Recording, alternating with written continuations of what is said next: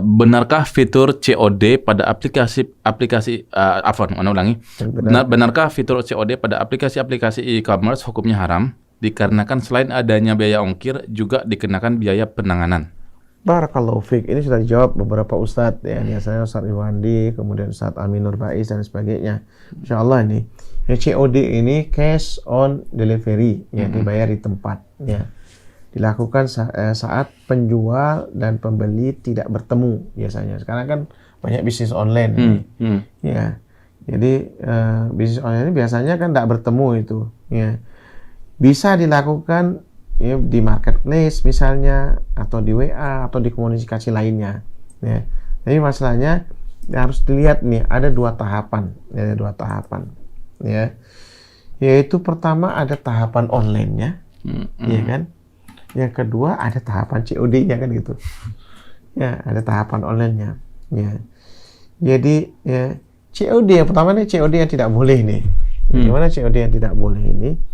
Yaitu uangnya kan tidak diserahkan juga, dan barangnya pun juga tidak diserahkan. Ini kan seperti ya kayak hutang piutang gitulah, ini belum diserahkan. Solusinya bagaimana? Jadi ketika kita mau transaksi ini, maka kita harus katakan ini bukan akad ya.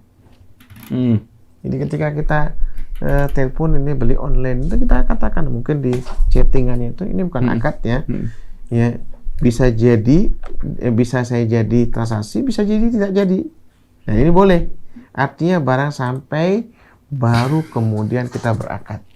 Nah, itu yang sebenarnya seperti itu. Nah, ini ketika tahapan online-nya ya. Bagaimana sekarang kalau seandainya nih yang berikutnya nih, ini contoh yang lain, itu tadi yang itu di awal tuh ya, jawaban dari salah seorang ustadz yang seperti itu.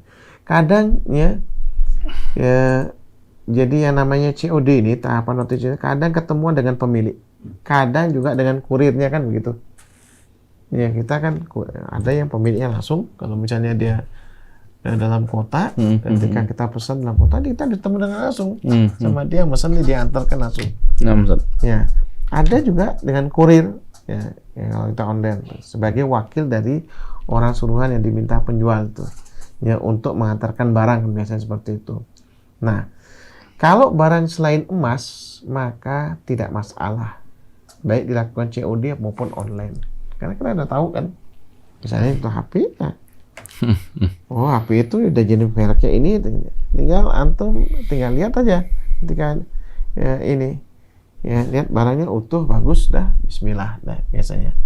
Tapi ya, jika emas ini ya ada pendapat yang mengatakan boleh dilakukan ya secara tidak tunai. Ya, secara tidak tunai ini adalah pendapat yang lemah nih. Ya, pendapat yang mengatakan boleh dilakukan secara tidak tunai adalah pendapat yang lemah. Jadi harus dilihat akadnya dulu. Ya, kalau emas nih, ya, kesepakatan antara kedua belah pihak. Jadi untuk transaksi tertentu dan menjalankan namanya akad itu dilihat akadnya. Apa itu akad? Yaitu adalah kesepakatan antara dua belah pihak itu. Ya, melakukan transaksi tertentu atau ya, dan menjalankan konsekuensinya, itu namanya akad itu. Ya. Lalu ya, ini sedikit berbeda dengan takabut. Takabut itu artinya serah terimanya itu. Ya. Nah, lalu apa? Ya, setelah itu ya, ketika setelah kita itu baru kita ngelihat sekarang. Itu tadi kan proses ketika masih dalam tahapan ya, ini kalau emas ya, kalau yang emas itu. Kemudian sekarang kita lihat kalau kasus yang di COD yang ada tuh apa, di mana? Di proses online-nya ataukah di akad COD-nya? Ya. Bagaimana kita cara mengetahuinya itu? Ya, kita lihat nih, ciri khas akad adalah lazim, dia mengikat antara kedua belah pihak. Artinya begini, misalnya Mbak siapa namanya tadi? Hikmah. Hikmah. Mbak Nikmah. Mbak Hikmah Mas Adi. Ya, kalau tadi ini selain emas tidak ada masalah, boleh seperti itu. Ini masalahnya adalah emas, ya. Yaitu kita kan nggak tahu emasnya tuh belum diuji, belum dites kan. Maka kita harus juga jangan katakan ini caranya itu kita ketika kita lihat harus diproses online-nya itu, ya, diproses online-nya, ya. Kalau misalnya, ya, jika sudah diproses online berarti akadnya, ya, misalnya sudah ditawar menawar di WA misalnya, atau kita sudah tahu barangnya, udah pernah dengar lah, udah tahu barangnya, lalu kita deal, ya, deal dikunci langsung, misalnya barang itu sudah kita tawar-tawar juga, misalnya dari 1 juta kita tawar jadi 800 misalnya, nah kita kunci, lalu kita ya janjian ketemu, ya, berarti ya COD sifatnya serah terima kalau seperti ini, karena kita sudah istilahnya waktu kita online itu kita sudah janjian, sudah kemudian tahu barangnya, barangkali di video callan, ini loh barangnya kayak gini nih, ini yang kemarin ini udah kita tahu barangnya, ya, oh ya udah barangnya udah ini bentuknya seperti itu sudah, berarti nanti ketika ketemuan tuh COD-nya tinggal takabut saja, artinya serah terima. Nah, tapi ya kalau jika belum, kita nggak tahu kan, kita kan harus tuh, dan itu memang harus ditanyakan. Jangan-jangan ada barang banyak yang serupa seperti itu. Ini yang asli apa atau yang KW kan kita kenal, yang ori atau yang KW kita kenal. Maka ini namanya belum lazim, belum akad nih. Ya, jadi jangan kita kunci. Ya, kalau misalnya jangan dikunci, berarti akadnya nanti di COD. Lalu bagaimana? Ya, kita janjian dulu, kita ketemuan dulu loh. Jadi pihak penjual bawa barangnya, nanti bawa uangnya. Nah, itu ini. Nanti bawanya. Berarti proses online itu sifatnya rencana akad namanya.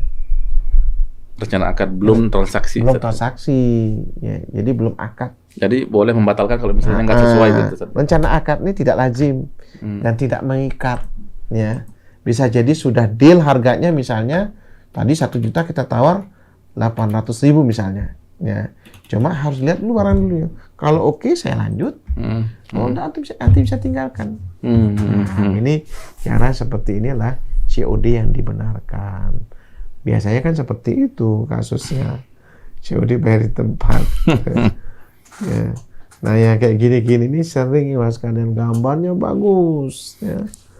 Kita kalau belum tahu sebaiknya memang harus ada memang telepon di tadi WA itu kita nih. Kalau enggak ini saya kembalikan loh barangnya. Namanya COD kan gitu. Harusnya memang ada gitu, saya takutnya kalau nggak ada begitu kita bisa dirugikan. Kita kan memang kan. Nah, kembali kepada tadi kaidah yang di surah An-Nisa ayat 29 itu.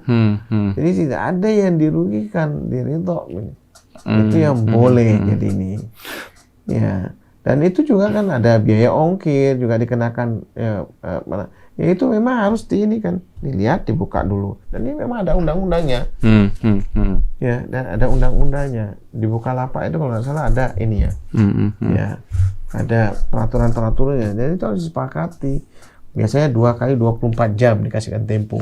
Kalau tidak ada komplain berarti kita sudah setuju. Seperti itu ini. Ya, wallahu a'lam bishawab. Nah, yang terjadi sekarang ini gimana, Ustaz? Ya, barang datang nggak sesuai dengan pesanan, yang awalnya membeli marah-marah tuh, tapi kurirnya nggak mau juga balikin gitu. Nah, jadi gini, jadi memang ada proses ya, kalau Anda tahu ya, dan beberapa Anda baca kasus-kasus ini, dia memang kurir ya semestinya kurir itu dia sebagai pengganti dari penjual, karena dia yang antarkan ya, dan dia harus menerima, ini tidak jadi diambil nih, dan dia harus kembalikan. Saya tidak mau nih. Kurir harus bisa menerima. Disinilah pihak dari paketnya, dia harus tahu dan dia harus memahami kepada kurir-kurirnya itu. Ini kalau dikembalikan kembali barangnya, karena kasihan konsumennya dirugikan. Ya, para kurir ini harus ada juga dia pemahaman bahwasanya dia sebagai wakil daripada penjual. Hmm. Kalau seandainya kemudian dikembalikan, dia harus terima, udah kembalikan perusahaannya. Dan uang ini dan perusahaannya memang harus mengganti. Ya, mengganti dari penjual itu mengganti dari ongkos kirimnya. Dia kan kena ongkos kirim tetap. Kemudian kan tidak ada yang dirugikan di situ. Ya, dan seperti itu ini ya. Dan inilah yang mestinya tidak ada yang dirugikan sama sekali. Tidak ada yang dirugikan. Saya tidak jadi beli nih karena barangnya seperti ya, tidak saya inginkan. Sudah apa di sininya? Dan di situ kan biasanya ada hukuman bagi pengguna aplikasi itu. Oh, si fulan ini pernah menolak ini berapa kali, dia hanya main-main saja.